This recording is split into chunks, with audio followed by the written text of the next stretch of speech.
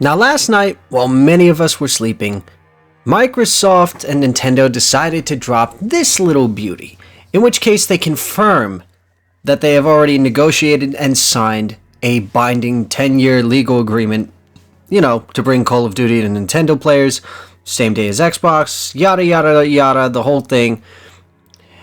And that's pretty much the big news that we're seeing today.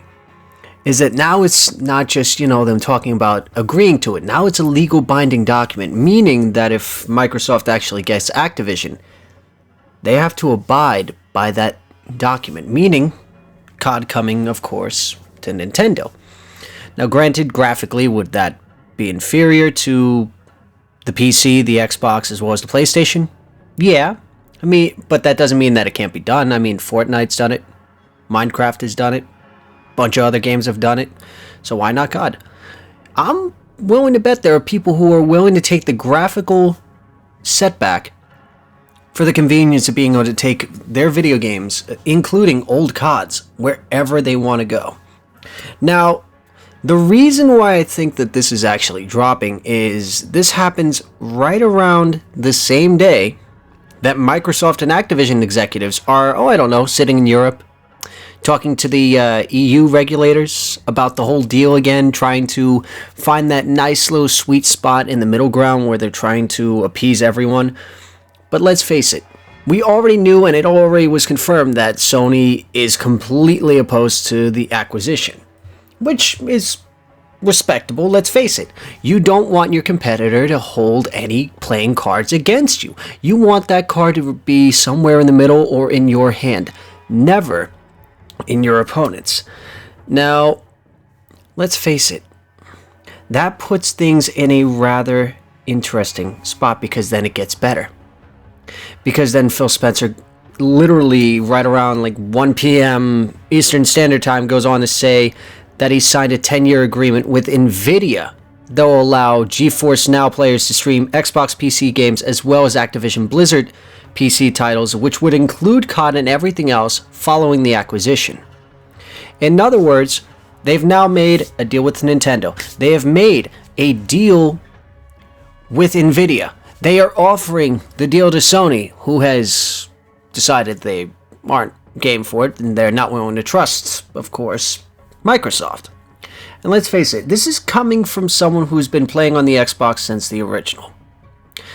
Going as far back as playing COD 2 on the Xbox 360, as well as playing just about every game in between. I don't care at this point if the deal goes through, if the deal doesn't go through.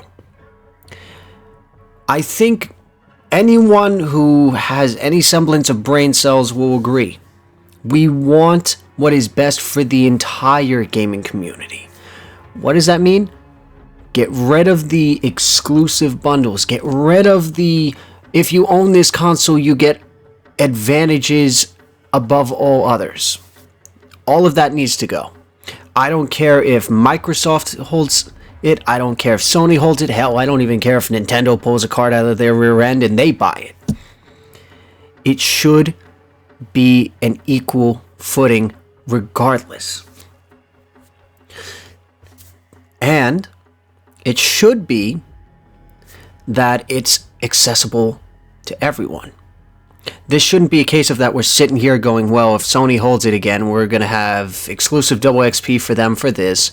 They're going to get a beta just for them, etc. I don't want to see that. I want to see COD on Game Pass, but I also want it to be on PlayStation's equivalent, because that's what needs to happen. That's the equal footing that needs to happen. Now, do I trust Microsoft to keep their word if the acquisition goes through? I don't know. Because while Minecraft already existed and was well in a good spot and has become something rather intriguing that people are enjoying and is flourished under Microsoft, you also have the Bethesda incident where they said, oh yeah, no, we have no intentions of, and then they went back on their supposed intentions.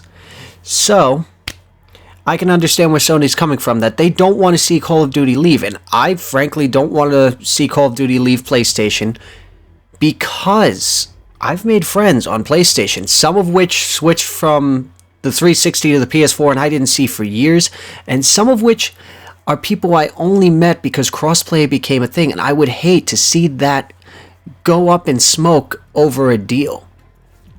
But with that being said, I want to hear in the comment section down below, what are your thoughts on this whole mess?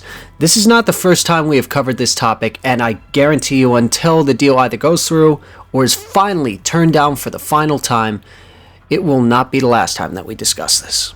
So I'm looking forward to reading that comment section down below. If you enjoyed watching this video, don't forget to drop a like, leave a comment down below, as well as click that subscribe button and follow us on all of our socials. And you guys have a wonderful day and night. Whatever you're doing, do it wholeheartedly. And of course, as always, this is Dank Dan, signing off. Get them to click that subscribe button, Dank. It's the only way we can figure out the numbers. What do the numbers mean, Dank? We're wasting valuable time.